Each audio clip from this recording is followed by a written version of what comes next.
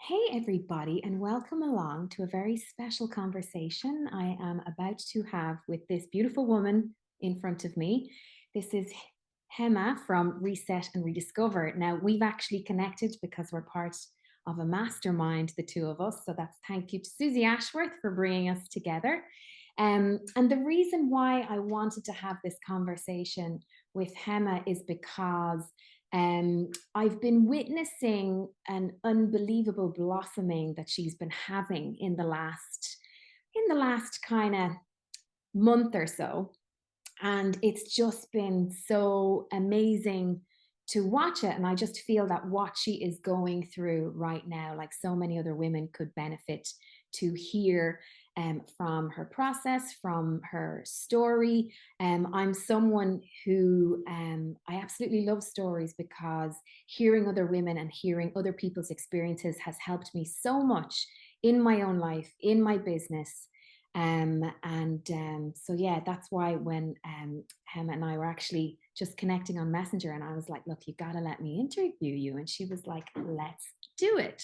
So without further ado, I'm just going to introduce you to Hema from Reset and Discover. She's an RTT hypnotherapist and coach. Hema, thank you for joining me. It's a real pleasure. As you said, a lot has changed in my life in the last month. A lot has changed with intention, Mm-hmm. and even I'm surprised by some of the side effects of a decision that I made a month ago. Okay. Okay.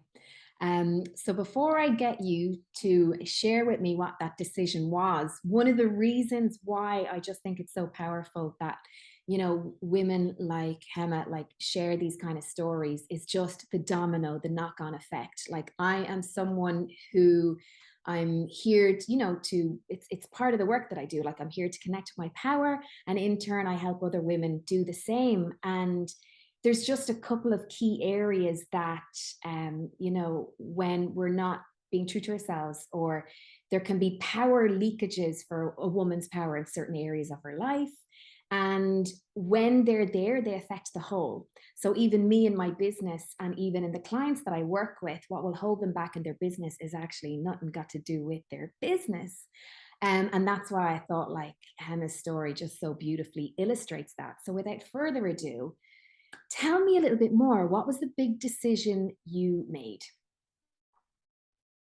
So the big decision that I made was to end a relationship.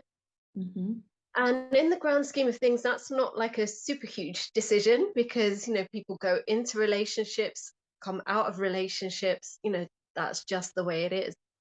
Um, this particular relationship was interesting because it was the second relationship with the same person. Okay. And there had been a gap of 2 years. Mm-hmm. And the first time around, and even the first time around, it was my decision to end the relationship. Both of us, unbeknownst to each other, went into therapy. Okay. It caused a seismic shift in our, yeah, the split itself was significant, and then the repercussions made us both look in the mirror. Okay. Okay. And that's with the first time around, the first split. Yeah. Okay. Give me a snapshot of the Hema who was maybe before. We're going to explore you in different stages of this. It's like a different version of the cornflakes ad. But what I was going to say to you, yeah, give me a snapshot of who you were, pre this first relationship. Like, how were you as a woman in your Mm. being? Tell me more. I thought I was very confident. Mm-hmm. I was confident at work. I was a team leader, had had management positions. Um, I thought I knew myself. Mm. I thought I had read a lot of self-help books. I had been in a 12-year stable, secure relationship. Okay. And so I was quite fresh to the dating world, Mm. because a lot had changed in the 12 years. 12 years um, is wow. Wow. yeah, yeah. So, when I had previously been single prior to the 12-year relationship, there wasn't online dating. Mm, And I still didn't even entertain that. I was like convinced I'm going to meet my person mm, in person. mm. Um, and yeah, I kind of thought I knew a lot about a lot of things. Okay. I was well traveled, experienced in the corporate. I'd worked for a corporate, I'd worked for a charity, I'd worked in education. So I really felt that I'd seen and done a lot of things. Okay. Okay. And then how did you meet this ex-partner the first time around? How did that come about? So we met at a music festival, Okay. and it was a music festival that I had booked tickets for, Hmm. plane tickets, event tickets, accommodation, thinking, yep, I'm going to go to this festival. I didn't know a soul who was going. It was my Christmas present to myself. I was like, I am doing this. I am going there. And I messaged my friends and I'm like, yeah, I've got my tickets. These are the dates, like who's in? Yeah. One by one, I get responses from my friends to say, Hema, that is term time and I'm a teacher. Or Hema, that is term time and I have children. Mm, And so I got no after no after no. And so this was like, okay, by the end of January, I was like, okay, have I done the right thing here? mm, Then I went out. I was living near Liverpool at the time. I went out. Louis Vega was playing. It was a great night. And I just randomly met people who were going to the same festival in July. okay. And so over the course between sort of it being a Christmas present to myself and not knowing anyone to the event actually happening, I had just gotten to know people who Mm, were going to be there. mm, And even on the plane on the way out, traveling on my own, and I just get this intuitive nudge. And mm, I speak to the ladies in the row behind me, there's three of them. And I was like, by any chance, are you going to this festival? They're like, of course we're going to that festival and we know who you are because you're friends with so and so and I've seen your face in all her pictures. I was like, oh, okay. So I made friends on the plane. So it was just one of those things of like, when you're having like it wasn't quite Thelma and Louise because I was on my own, but it was like one of those moments. And so I'm there, and there was one afternoon, all my friends were on this boat party. It mm, was sold out. I couldn't get a ticket. And so I'm sat having a chicken burger, very glamorous, mm, with someone that I barely knew. So we're just both sat there chatting and, we're talking about what we do for a living, our aspirations, all this kind of stuff. And then eventually we kind of get onto the nitty gritty of like, okay, so what's your type? Who do you go for? mm, And I was like, okay, preferably brown or black skin, must have white hair. Like I had a thing for white hair, like a big thing for white hair. Within minutes of me saying those words, a guy who matched the exact description of mm, what I had just said mm, came and sat down next to my friend. They knew each other. mm, And they got talking. Um, and I kind of was like really quiet mm, because I was like, what the hell has just happened here? Has someone bugged me? Like, what is going on? So their first impression of me was that I was like really quiet. mm. And I was just bemused. Like, you know, we talk about the universe and law of attraction and all that kind of stuff. And back then, I have to admit, I didn't even really know that kind of stuff. Yeah. Um, but it was like I spoke it into existence. And Mm. so that's how we met over, yeah, me and my friend having a chicken burger, and he came over for a Pepsi, and that was it. A chicken burger and a Pepsi. My, my. And what was I going to say to you? Like, how did that feel? Like, how did it progress? Like, what were the feels around the situation and everything at the time? Obviously there was like an instant, like, physical attraction. Hmm. Um, and then the next day, I was like hanging around like the boat party kind of area. Mm. And the next day, my friends all had, like, this was a recurring theme, that they all had tickets to the boat party, because I said, I'm a bit afraid of boats. I'm not going to buy any tickets for the boat party. And then it was like, okay, boat parties seem to be the thing. So I was there and I was like, oh, ran into said person again. Mm. And they were like, oh, you coming on this boat? And I was like, no, I don't have a ticket. And they were like, come with me. So they walked me onto the boat. Mhm. And then all my friends were there, so it was great. That particular boat, there was a storm, and so it was kind of like all my worst nightmares, Okay. because I was on a boat.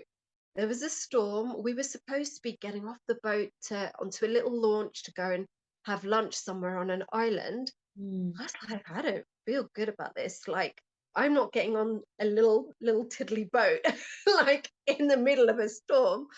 So I didn't get off the boat. A couple people did, I didn't, and then the majority of us decided to stay on this big boat. Mm. And despite there being thunderstorm, lightning, the Mm. music was on point. Like, I was just there living my best life, enjoying just the whole experience. This was in Croatia, beautiful place, Mm. seeing the islands. Mm. Yeah. And I was just in a moment and it Mm. felt really good. Mm. Mm. Do you know what I'm seeing as you describe that? It's like a woman who said yes to herself. Like even the fact that you were like, I really want to go to this. Nobody else is going. And it's where like sometimes, you know, like I remember, say, me, one of the biggest growth areas I had was when I started doing things, even if my friends didn't want to do it. Like I moved across the world to Seoul, South Korea on my own. Like when you really say yes to yourself in that way, even though it's a little bit scary because you're like, I don't know anybody else, but you're really going within and you're like, I really want to do this, you know? And so I can see you just the power of saying yes. And then there you are on this boat, music's playing, you're on the ocean, you're in nature, and you're living your best life. I love it. And you're after meeting this, person, this soul. So how did it grow and evolve like from there? Like how long were you going out with each other for that first time around? So that first time round, we met in July, and Mm. I was like, I don't even know what his type is. Mm. And so I looked on his social media. We'd somehow become Facebook friends. I don't know who connected with who. And I was like, oh, I don't know what his type is. And then I look on his social media, and because nothing happened at the festival, Yeah. like, literally nothing happened at the festival.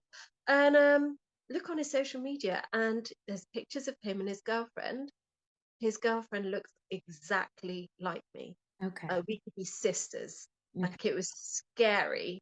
Okay. Um, and then I think it was October of that year, I'd applied for jobs. I was going to move down south, had sorted out some temporary accommodation, booked a removals van. And this was October, and my job was supposed to start on the 6th of November. Mm. And yeah, the time comes around, the job falls through, everything just falls apart. Mm. And so it's Saturday night. I'm like, I'm not even supposed to be here. All Mm. my stuff is like packed up. Like, what am I supposed to do? I'm like, okay, I'm just going to go out. I'm just going to go out and have a boogie. And again, I didn't check to see who was out. I was like, I knew that this was happening in the center of Liverpool, got in my car, just went. Mm. And then I ran into people from the festival, and I ran into him again. Mm. And his first words were like, not hello. It's like, what are you doing here? And I'm like, what do you mean? He goes, weren't you supposed to have moved? Mm. I was like, how do you even know? You stalking me? Is that how you stalking me? And and I was like, yeah, I'm not supposed to be here. Like, I was meant to start my job on the 6th of November. And this night out in Liverpool is the 11th of November. And then I later hear from friends, oh, that's the 11th of the 11th. And I'm like, what do you mean? What does that even mean? And they explained to me about numerology. Yeah. Um, and a few weeks after that meeting in Liverpool, again, nothing happened because I knew that he had a girlfriend. I'm not going to go there. That's not how I roll. Yeah. And a few weeks later, I get a message to say, I'm single. Let me know when you're single. And I'm like, okay. Hmm. And then a couple of weeks later, he flies into Manchester Airport. I go and collect him from the airport, and we begin the adventure of what I will now dub the first time round. Okay. Okay. First time round, how long was first time round? Was it a year or two? Like, how long did the first time round last for? Nearly 2 years. Okay. How was the relationship in that time? How would you describe it? A roller coaster. Okay. So my 12-year relationship had been very stable, secure, maybe some would say coasting. Mm, This was the complete opposite. mm, There were extreme highs, there were phenomenal lows. mm, A phenomenal low being that I was told that he had cheated on me at that same festival a year later. I was there at that festival. I spent some nights looking after my friends' children so that they could come to the festival. And I spent some nights with him. And I later found out that on the night that I wasn't with him, that he was entertaining at least one, possibly more. okay. Okay. Um, talk to me about I want to get an idea of outside of finding out about that cheating. So right before, you found out about the cheating, how would you have described the relationship to your friends? Like, how did it feel for you to be in it? I know hindsight, you're like roller coaster, but how did you feel about it at the time? It felt like an intense relationship and love like I'd never known. Mm, okay. Everything about it was intense. Yeah. The connection was intense. The conversation was intense. The openness was intense. Yeah. The physical chemistry was intense. Mm, Everything was amplified and magnified to the point that and I will use this word with intention, it was like an addiction. mm, okay. So even though the lows were low, because the highs were so high, Mm, I stayed in the game mm, for those moments of the high. yeah. Okay. Okay. Um, and I'm even just, we're going to rewind slightly. Why is it you broke up with 12-year stable relationship? Or Um, break up, he ooh. might have broken up with you, but like, I remember having conversations with, this is a really good question. mm, I remember having conversations with my hairdresser and my boss at the time, and both of them kept saying to me, Emma, you need to get out of this relationship. And mm, I'm like, I'm not unhappy. mm, And they would be like, but you're not happy either. okay. And it took me a long time to figure out the message that they were trying to give me.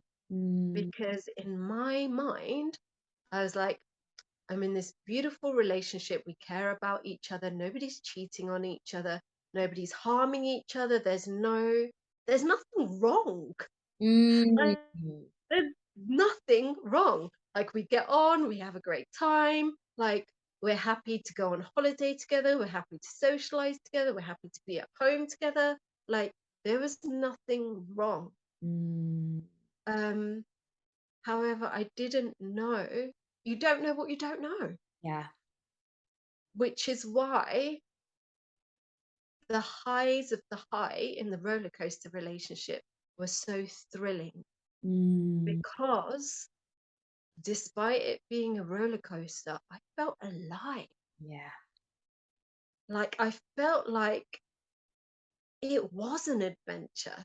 Mm, Like, I didn't know what was around the corner, that it was exhilarating, mm, that, okay, yeah, there was moments of like deep, scary, horrible things, yeah. yet there was like moments of euphoria Mm, and natural ecstasy, mm, mm, mm. which were absent from the 12-year.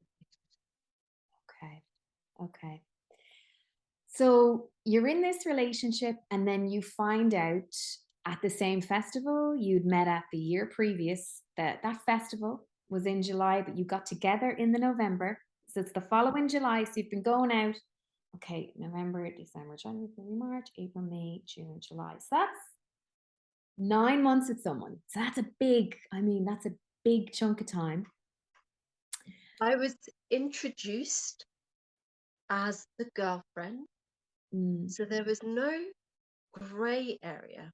yeah. When we were at the festival site, I was introduced as the girlfriend. However, Mm, behind my back, there was a lot of shady behavior. So that experience was very confusing, because at the time, my gut instinct told me that there was something off. I had no proof, I had no evidence. I ooh, just knew that something was off. okay. So, is there a snapshot moment of where you're sitting there and you're feeling something is off, or was it just like a blanket? Like, how did that show up? It just, my intuition just told me something isn't right about the situation.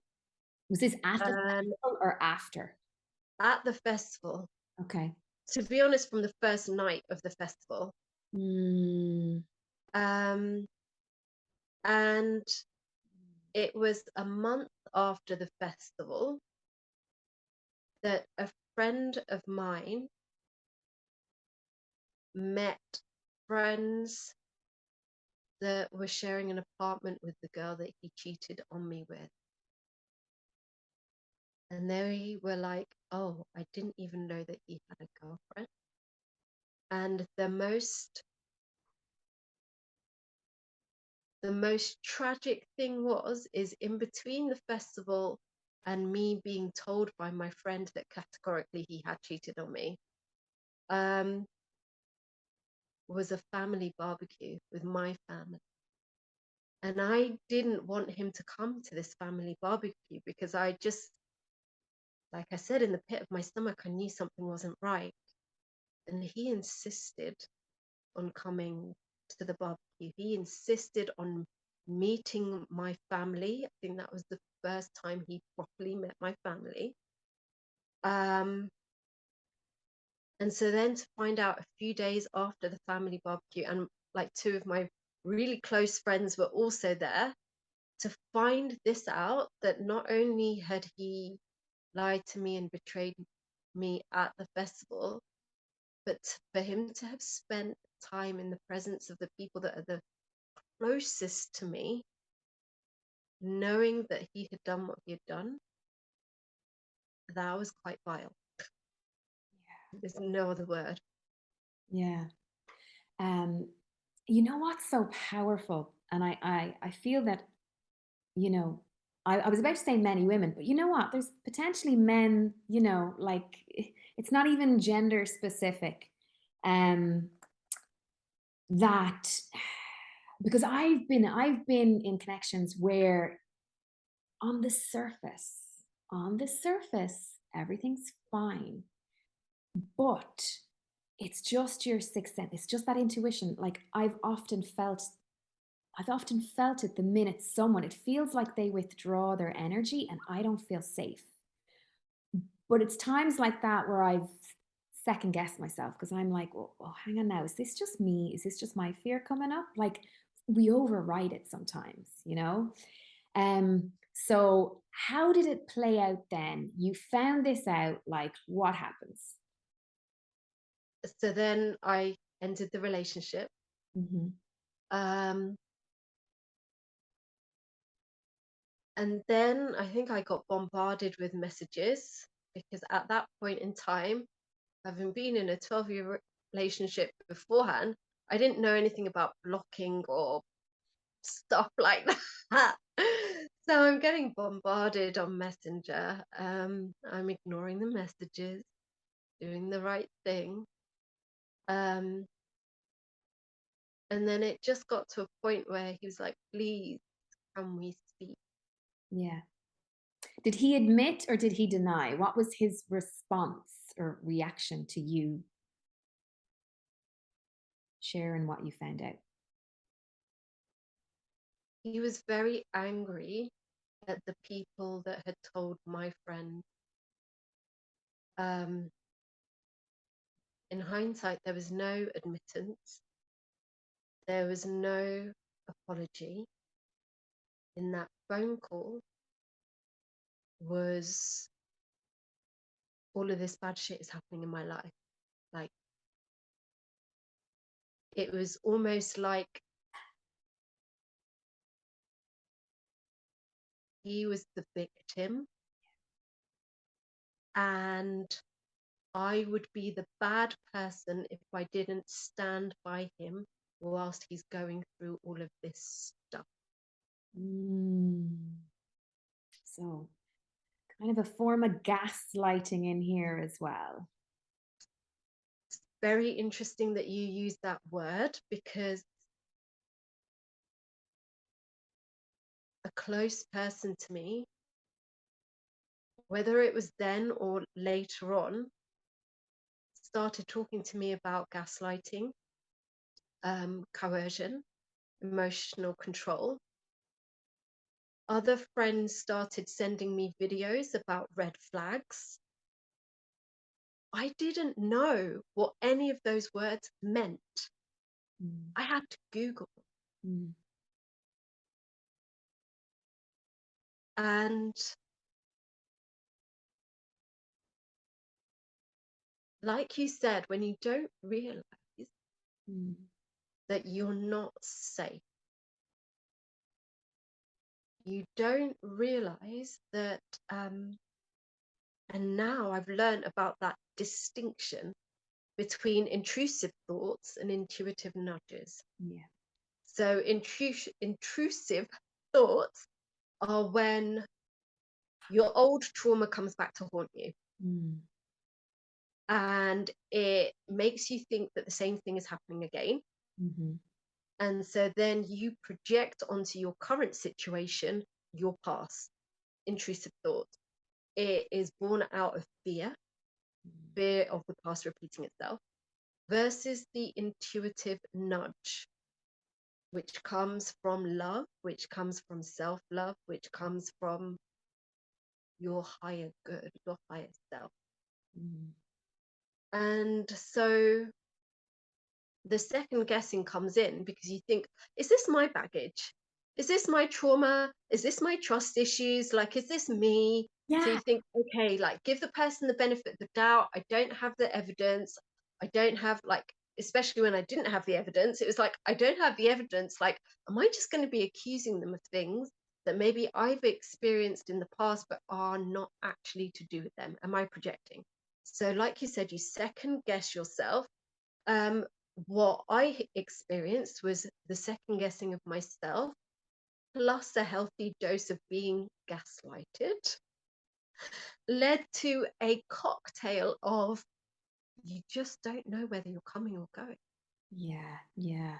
Very ungrounding, chaotic, like the level of peace in the body is non-existent. Like it's like if you go to sit still, you just can't rest into your body. You're like, it's yes, I've been there. I've felt that completely.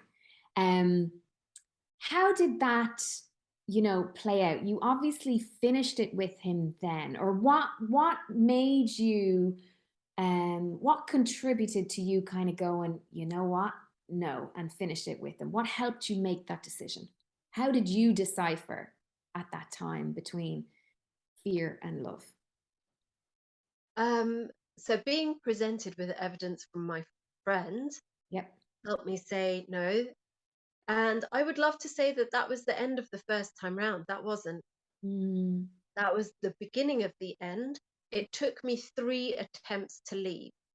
So the first attempt was like I said, I'm very predictable in what I say. I say I'm done.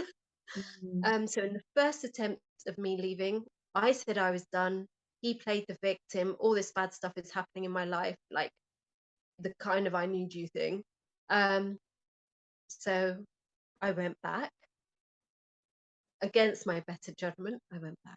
mm, Um, the second time I ended it during the first time round, mm, um, the story that I was given was that they felt suicidal. okay. And that was 5 months after I had lost my cousin to suicide. Okay. So That hit you. Yeah. That in a very vulnerable, because 5 months even after, like that wound was raw. Yeah. and in my head, I thought there is there is no way that anyone can be so cruel so as to fake feeling suicidal in an attempt to get me back. Mm, Like, to me, that was not possible. That possibility did not exist. So, in my mind, if someone is saying to me, I feel suicidal and I have just lost my cousin to suicide, there's no way I can leave mm, because I'm not going to have that on my watch. yeah. And so they said that they would, because at that point I was like, I cannot play second to your addictions. Mm, And so you choose. And they were like, I, you know, I'm feeling this way. I'm like really on edge, like I'm having dark thoughts. Um, and so then the agreement was made that, because I said to them, if you take 2 weeks out of your schedule to go into rehab, that's going to affect your career. It's going to affect your income. It's going to make your stress worse. I said, I've heard about this thing. It's a guy called Alan Carr. He helps people stop drinking, mm, helps people stop smoking, stop doing lots of things. mm, It's one day in London. If it works, great. If it doesn't, let's see what happens next. And so he booked that one day in London. He went, he stopped drinking. mm, mm. So when you say addictions, was it mainly drink, or was there an awareness that maybe, because addictions come in all shapes and sizes, and people can be so-called addicted to love and external validation. So addicted to whether it's through sex, approval from others. Like when you say addictions, was it just the drink that you were aware of at the time, or was there an awareness of others? At that time, there was an awareness of one other addiction. Mm, And by the third and final time that I left during the first time round, another addiction came to light. okay. Um, and at that point, I was like, I'm done, I'm done, I'm done. Like, there's no way back, like, no amount of messages or whatever. And so, in the time in between the second and the third time that I had said it was done, the um, the alcohol had been dealt with. Yeah. I saw evidence that the alcohol addiction had ended. Mm, Um, what I now know since, and that it was very interesting because that one day included some hypnotherapy, and have since become a hypnotherapist myself. So I have him to thank for introducing me to the power of hypnotherapy and convincing me of the power of hypnotherapy, so much so that I trained in it and now do it for other people. Um, and what I now know about how the mind works is quite often when we knock one addiction on the head, other addictions come into play more significantly. Okay. Um, what advice or what pearls of wisdom, if you were to have a conversation with yourself at that time, or say another woman who's going through, or another man, or someone who's non gender conforming, like if you were to speak to another soul who was going through exactly what you went through back then, what would you share with them now? It's very interesting because it's almost as if nothing that anyone can say can make you take different actions. Exactly. I had friends all the way through that first time round saying, you deserve better. You deserve someone who is addiction free. You deserve someone healthier. Just you deserve better. That was it. Like recurring theme from many different sources. And it's almost as if the words went in one ear and went out the other. It's almost as if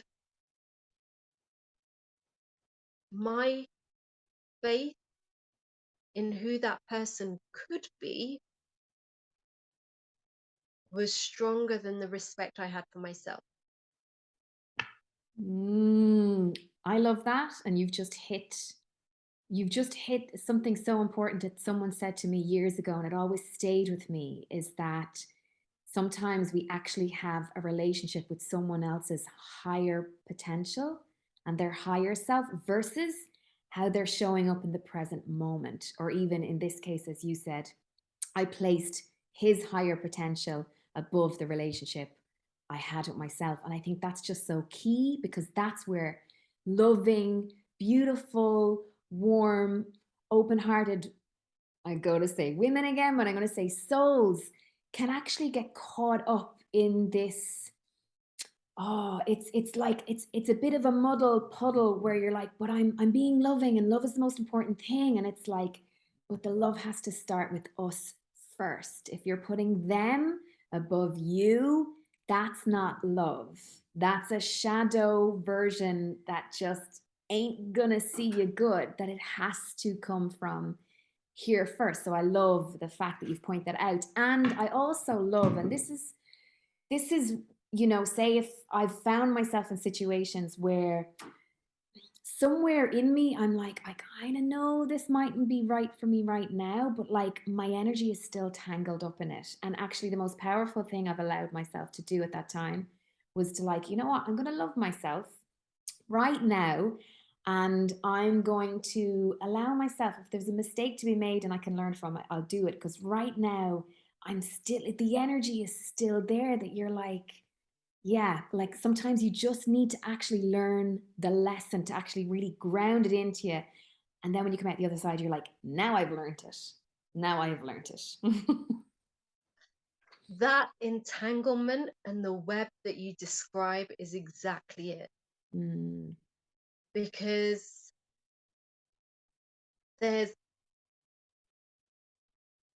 from my perspective, there were no clear lines between the web of lies and deceit and my own past trauma. yeah. I couldn't distinguish. And I took undue responsibility for the situation. Mm, And what I learned since that situation, it was a different hairdresser who gave me this book. I honestly have the best hairdressers in the world.